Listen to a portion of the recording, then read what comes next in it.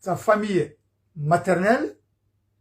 Il avait aussi grandi, quand il était tout petit, entre l'Érythrée, le Tigray et la partie Oromo.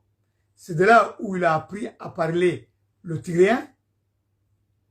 De nature, il est parti rejoindre les forces du TPLF et c'est comme ça qu'on l'a engagé.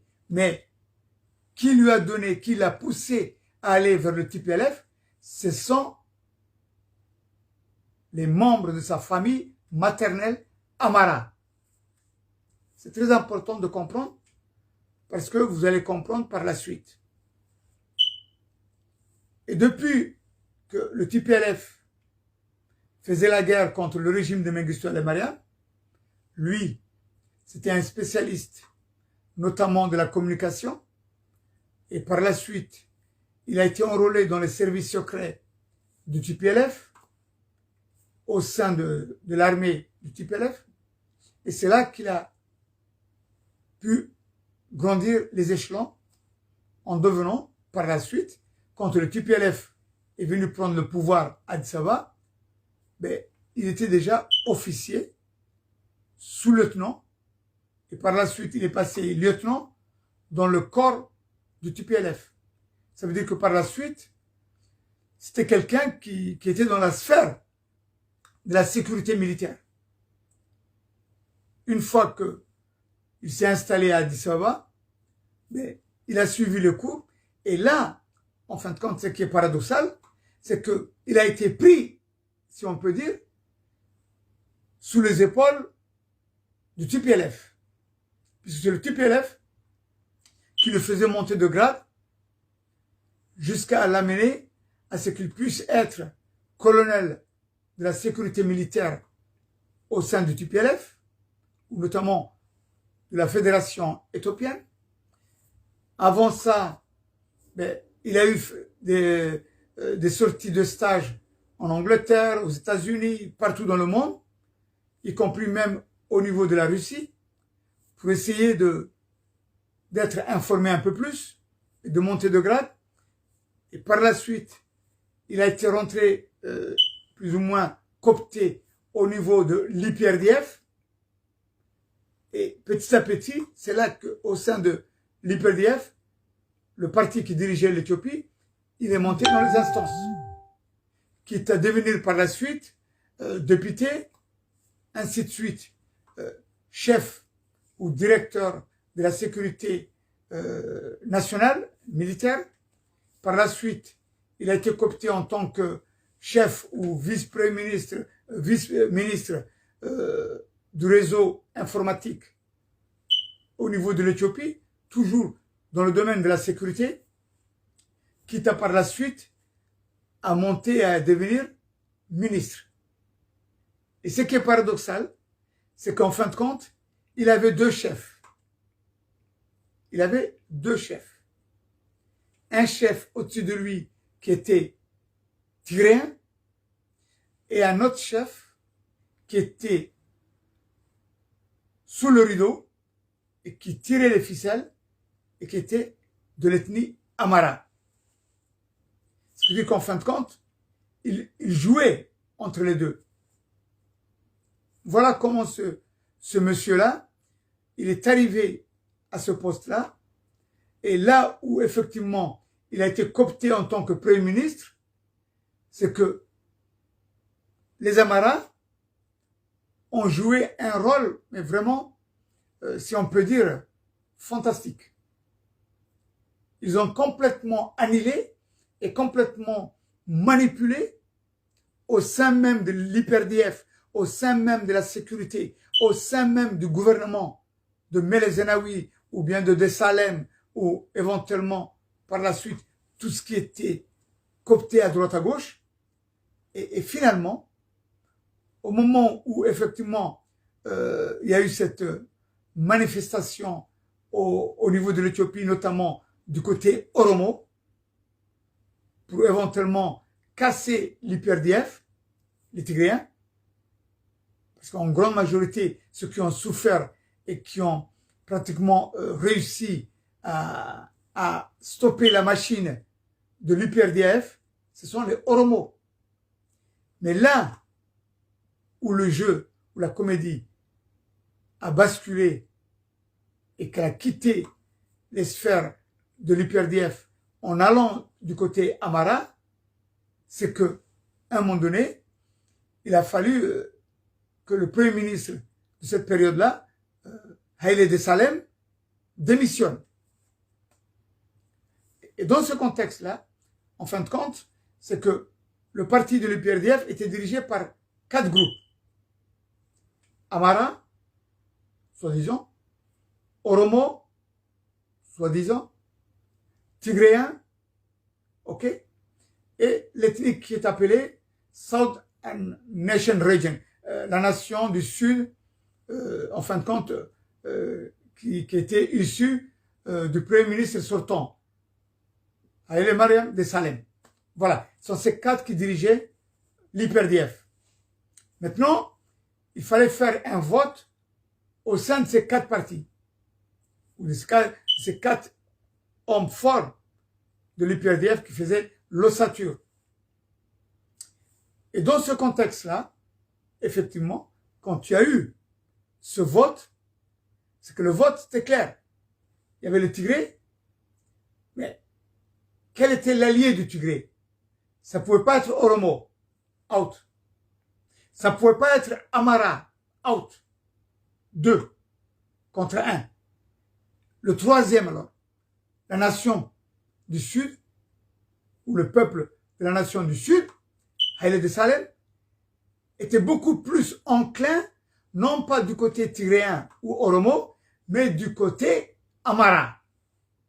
Ce qui veut dire qu'en fin de compte, les Tigréens se sont retrouvés piégés, parce que, en fin de compte, le pouvoir les a échappés de cette manière-là. Les Tigréens pensaient contrôler la nation du Sud, et ils comptaient beaucoup aussi à ce que les Oromo viennent vers eux. Mais, peine perdue, les Amaras ont tellement très bien joué que les 3 se sont alliés contre les Tigréens. Maintenant, il fallait sortir l'homme qu'il fallait. Il ne pouvait pas être Tigréen, ok? Maintenant, il fallait trouver un consensus. Et c'est là où les Amaras ont encore joué doublement. Regardez bien. Et c'est là où ils sont vraiment très très forts. Qu'est-ce qu'ils ont fait? Parce qu'il fallait calmer, si on peut dire, le ras-le-bol Oromo, qui voulait un homme Oromo au pouvoir. Et à côté, vous aviez des dizaines d'Oromo, d'hommes politiciens cultivés, avec une expérience assez large. Beaucoup, notamment comme l'ancien président Oromo Liberation Front, Lencho Letta, notamment, comment il s'appelle, l'ancien général des forces armées éthiopiennes, Gamal Galchou, notamment Jawar Mohamed, Daoud Ibsa.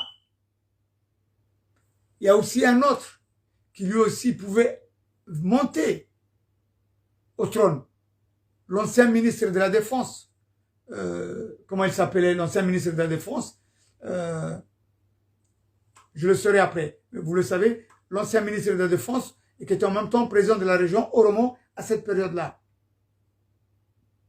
Mengersha ou le nom va me revenir. Bon.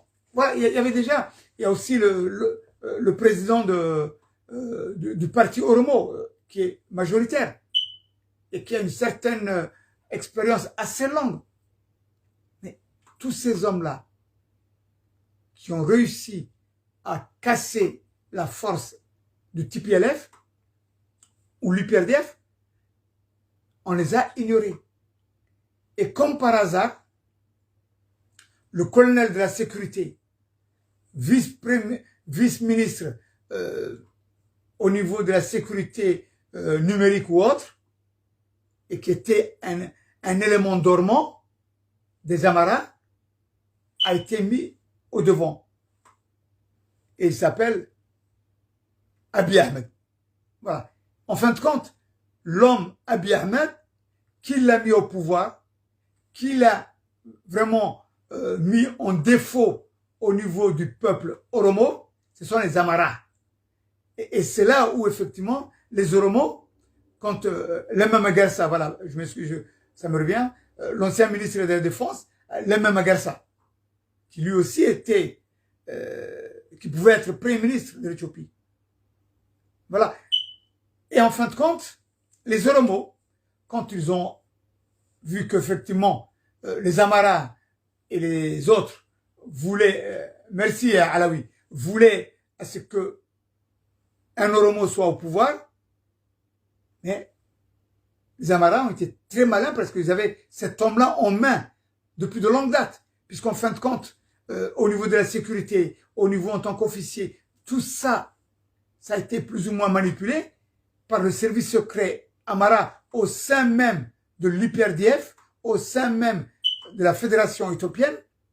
Les Amaras ont joué un grand rôle, puisque militairement parlant, sur le plan sécuritaire, sur le plan économique, les Amaras, c'était une force à ne pas ignorer.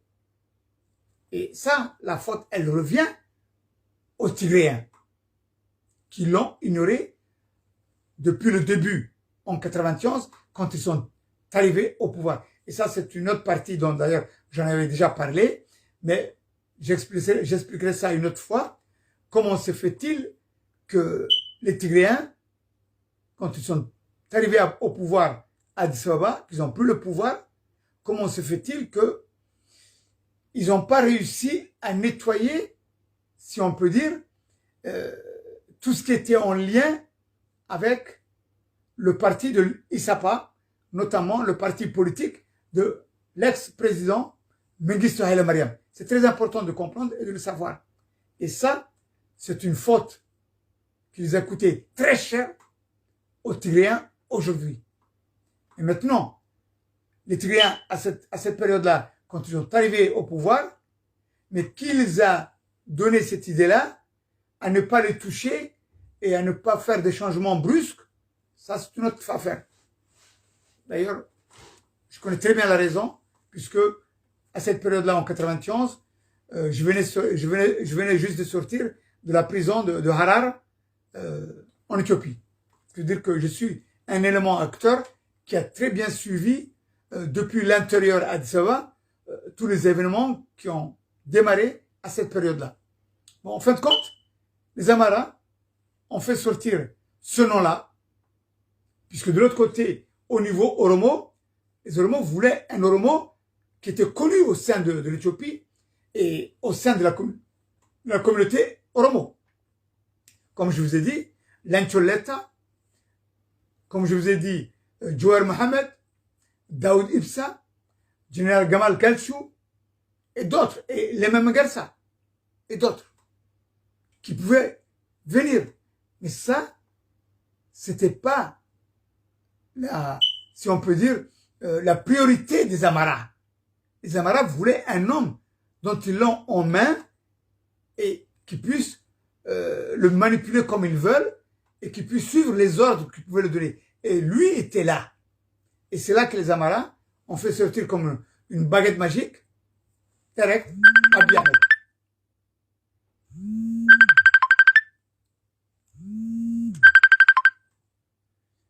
Et c'est là où, effectivement, il est arrivé, ce monsieur-là, Abiy Ahmed. Voilà. Et les Oromo, quand ils ont vu un homme, Abiy Ahmed, de l'ethnie Oromo, ben, ils ont dit, ben, c'est bon, puisque c'est un Oromo, pas de problème, on accepte. Mais ils ont été totalement trahis et, si on peut dire, entubés par les Amaras. Et les Tigréens ne pouvaient rien faire. Puisque, en fin de compte, c'était 3 contre 1. Et c'est là que Abiy est venu. Mais Abiy, c'était pas un homme Oromo, c'était un homme Amara. Et je vais vous dire l'histoire telle qu'elle continue encore, c'est que dans ce contexte-là, Abiy Ahmed, il devait suivre les ordres des responsables Amara. mais en colliaison sur 3 points. Les États-Unis, les Amaras qui sont aux États-Unis, les Amaras de l'intérieur en Éthiopie et les Amaras qui sont au niveau du pourtour, si on peut dire, de l'ex-président de l'Éthiopie, Mengistu Haile Mariam, qui est au Zimbabwe. Voilà. Ce sont ces 3 réseaux qui devaient donner les ordres à Abiy Ahmed. Et en fin de compte, le 4e élément qui a joué un rôle décisif et qui manipulait aussi les Tigréens et qui ne voulait pas que les Tigréens restent au pouvoir, c'est Isaias Afwerki de l'Érythrée. En fin de compte, il y avait une cohabitation secrète entre ces 3 réseaux éthiopiens en filiation avec l'actuel dictateur de l'Érythrée, Isaias Afwerki, en combinaison. Mais oui, puisque l'Éthiopie était en guerre contre l'Érythrée, et comment se fait-il que tout d'un coup, Abiy prend l'avion et il descend à Asmara? Mais tout simplement, c'est que les liens des services secrets Amara, notamment l'ancien président Mengistu Haile Mariam et le réseau qui sont aux États-Unis, étaient en contact avec les services secrets érythréens de Asmara, à 100%. Ils étaient en contact. Et ils faisaient le travail, mais vraiment, sous le dos du service secret tigréen. Et c'était un coup de maître. Là, je peux vous dire que sincèrement, les Érythréens, ici à Afwerki, ils ont joué un coup de maître, mais vraiment terrible. Et c'est là qu'en fin de compte, maintenant, il fallait que Abiy Ahmed puisse quitter Addis Ababa, incognito, sans aviser le peuple éthiopien, sans aviser le gouvernement éthiopien, sans aviser les partis politiques éthiopiens, sans aviser le TPLF, qui encore faisait partie du gouvernement d'Abiy Ahmed, oui, et surtout sans aviser ni les Américains, ni les Européens ou quoi que ce soit. Voilà Abiy Ahmed qui descend directement à Asmara pour signer la paix des braves avec l'Érythrée. Mais de là aussi, je ne vais pas en dire ici en live, il y avait d'autres puissances qui étaient derrière le coup. Qu'ils soient européens ou qu'ils soient arabes. Il y a cette cohabitation, ou si on peut dire, ce comité des services secrets arabo-européens, Isaias Afwerki, avec ces 3 réseaux américains, États-Unis, Éthiopie et Zimbabwe, qui étaient en corrélation pour faire ce coup de maître à faire la signature de la paix entre l'Éthiopie et l'Érythrée, et en plus où le Premier ministre s'engageait à restituer toute une région qui était sous la responsabilité du TPLF. C'est très grave. Parce que normalement, il devait y avoir un référendum, normalement, il devait y avoir un consensus avec le Tigré, et ainsi de suite. Jamais rien. C'était la surprise totale. Et c'est là où, effectivement, le coup de maître de Isaias Afwerki était là. Parce que, en fin de compte, l'actuel dictateur qui est à Asmara, il a une seule pensée. Premièrement, se venger contre les Tigréens. C'est vraiment primordial pour lui. La vengeance contre les Tigréens. Pourquoi? Parce que tout simplement, ils n'ont jamais oublié, les Érythréens, que si les Tigréens ont pris le pouvoir à Addis Ababa, c'est grâce à la rébellion de l'Érythrée. En même temps, c'est une ethnie qui est famille toute proche entre les deux. Tigréens et Érythréens, c'est la même famille. 2. Troisièmement, le TPLF a été pris en main, étudié, travaillé dans tous les sens pour faire cette rébellion du TPLF. À 90%, elle venait de l'Érythrée. Quatrièmement, l'aide au niveau du front érythréen pour le TPLF était pratiquement indéniable.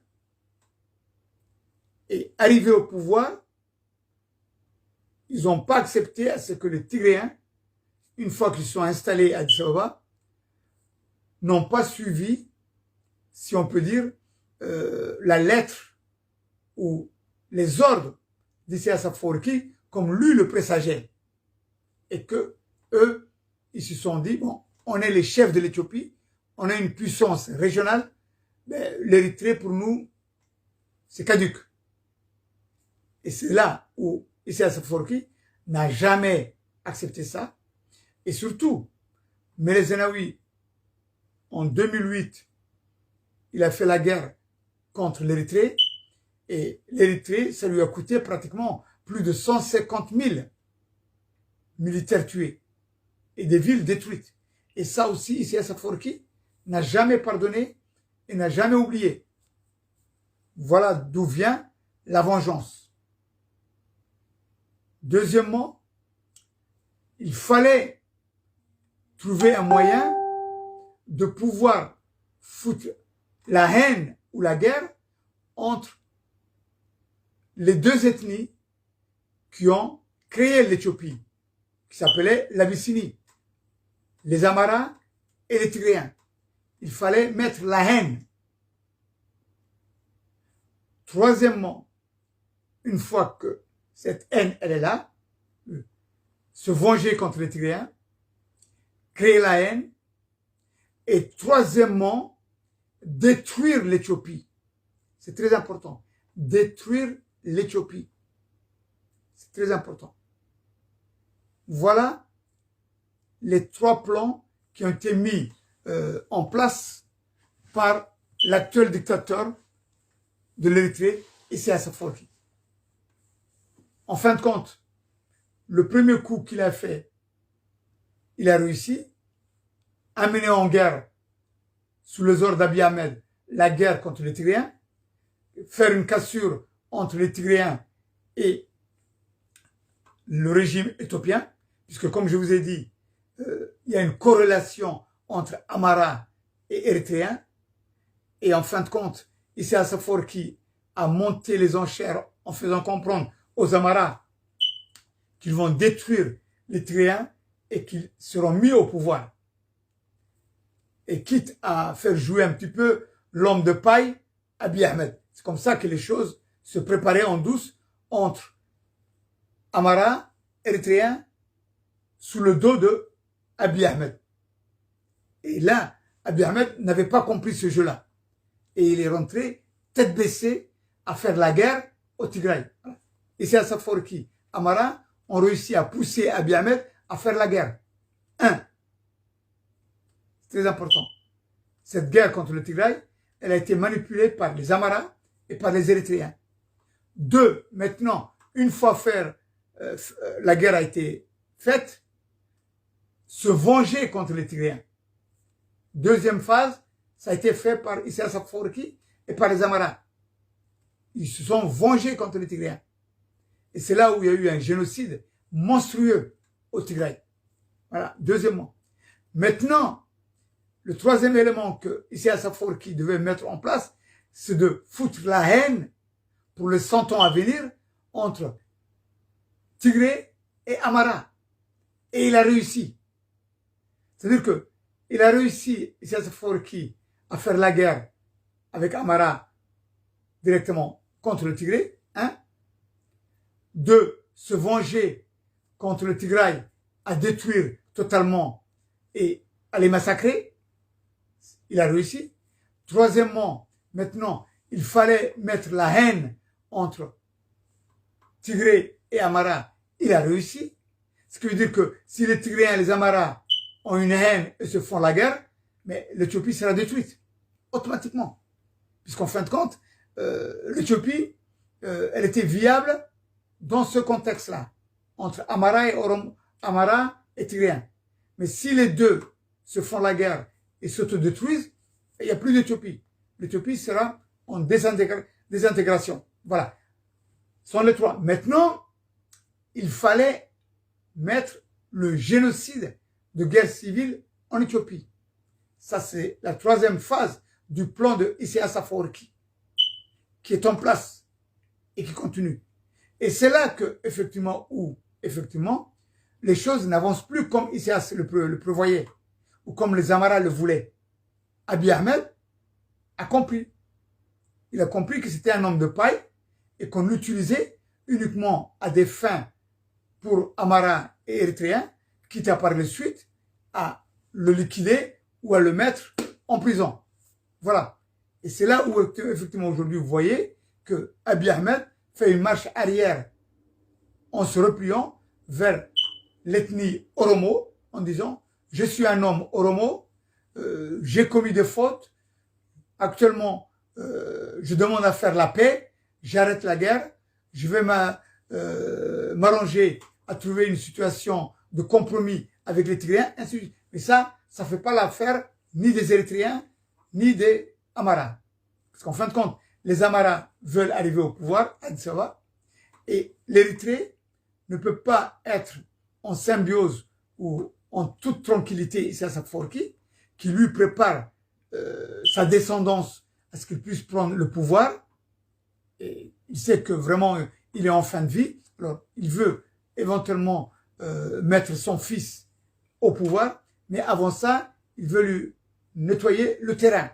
Et le plus grand obstacle ou le plus grand danger que Isaias Afwerki ou l'Érythrée voit, c'est à ce que les Tigréens viennent au pouvoir avec les Oromo à Addis Ababa. Ça, pour lui, c'est impensable. Quitte à détruire, quitte à mettre à feu et à sang l'Éthiopie, une guerre civile, c'est ce qu'il projette. Et ce que vous avez pu constater tout au début quand j'ai mis la vidéo du message de ce haut responsable militaire du front de la milice Fano, qui disait que l'Éthiopie, elle partira à feu et à sang si nous, on ne vient pas au pouvoir. C'est clair net. Et aujourd'hui, comme on le sait, comme les puissances aussi le savent, que ce soit les Américains, les Européens ou ailleurs, il y a plus de 25 000, 30 000 bonhommes Amara, de l'ethnie Amara, qui sont, si on peut dire, en formation militaire en Érythrée. En formation militaire en Érythrée, ce qui veut dire qu'ils veulent former ces gens-là pour faire la guerre contre le régime éthiopien, quitte à ce que l'Éthiopie va vraiment en morceaux. Voilà. Faire carrément la dislocation de l'Éthiopie dans tous les sens. Voilà le but de Isaias Afwerki et voilà le but des Amaras. Maintenant, c'est de savoir si effectivement les Tigréens ont la force, avec les Oromo, de pouvoir prendre le pouvoir à Addis Ababa. C'est très important. Mais ça, c'est une autre question. C'est pour ça que je lance l'appel ce soir aux Américains, aux Français, aux Anglais, aux Chinois, aux Russes. Écoutez-moi bien. Si l'Éthiopie rentre dans un cycle de guerre civile, c'est monstrueux. C'est monstrueux à tous les égards. Comme vous le savez, l'Éthiopie se compose comme cela. 120 millions d'habitants. 120 millions d'habitants. Pour une superficie qui fait pratiquement plusieurs centaines de milliers de kilomètres. Plusieurs centaines de milliers de kilomètres carrés. Troisièmement, l'Éthiopie, elle est composée de 85, plus de 80 cultures différentes. Plus de 45 langues différentes. Plus de 10 religions différentes, notamment les deux plus importantes, c'est les musulmans et les chrétiens. Ce qui veut dire que c'est une mosaïque, si elle explose, qui pourra mettre le feu dans toute l'Afrique de l'Est, et y compris jusqu'au Grand Lac. C'est-à-dire que la guerre de l'Éthiopie, si elle explose, sur un contexte tribal, social, vraiment, elle pourrait aller, ce feu-là, jusqu'à dans les pays du Grand Lac, notamment l'Ouganda, le Congo, et ainsi de suite. C'est très grave. C'est très, très, très grave.